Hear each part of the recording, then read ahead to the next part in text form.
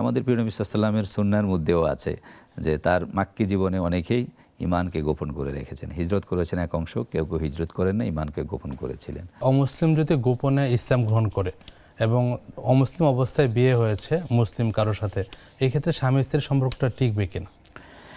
দেখুন, গোপন মোমেন এটি কোরআনে আছে কিন্তু কয়েক জায়গায়, যেমন সাইয়েদনা মূসা আলাইহিস সালামের আমলে ফেরাউনের দরবারে একজন সচিব পর্যায়ের, মানে খুব গুরুত্বপূর্ণ পর্যায়ের একজন ব্যক্তি ঈমানকে গোপন করে রেখেছে। কোরআনে আসছে জি, যে তিনি ইয়াকতুমু ঈমানাহু আতাকতুলুনা রাজুলান আন ইয়াকুলা রাব্বি আল্লাহ। তিনি মূসা আলাইহিস সালামের পক্ষে কিন্তু হেয়ারিং করেছেন, ডিবেট করেছেন এবং সেখানে তিনি লড়াই করেছেন। পরবর্তীতে তিনি তাদের ওই যে মূসা আলাইহিস সালামকে হত্যার যে হুলিয়া জারি করেছে ফেরাউন কর্তৃক, তিনি মূসা আলাইহিস সালামের কাছে এসে তথ্য ফাঁস করেছেন এবং মূসা আলাইহিস সালামকে বলছেন যে ফাখরুজ মিনহা, আপনি এখান থেকে এই ভূখণ্ড থেকে বের হয়ে যান।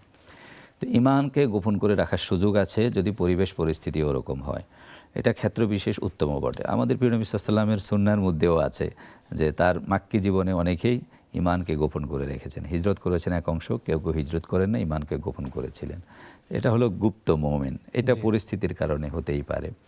তো এখন ঈমানদার থাকা অবস্থায় আরেকজন ঈমানদার ব্যক্তির, মানে পুরুষ হোক নারী হোক, বিবাহ বন্ধনে তো আবদ্ধ হতেই পারবেন, সমস্যা নাই। তো সেক্ষেত্রে ওই হওয়ার ক্ষেত্রে জাস্ট জানাটা হলো যে তিনি মূলত ঈমানদার, তিনি গোপন করে রেখেছেন। এটা হতেই পারে পরিস্থিতির কারণে, ক্ষেত্র বিশেষ এটা উত্তম বটে।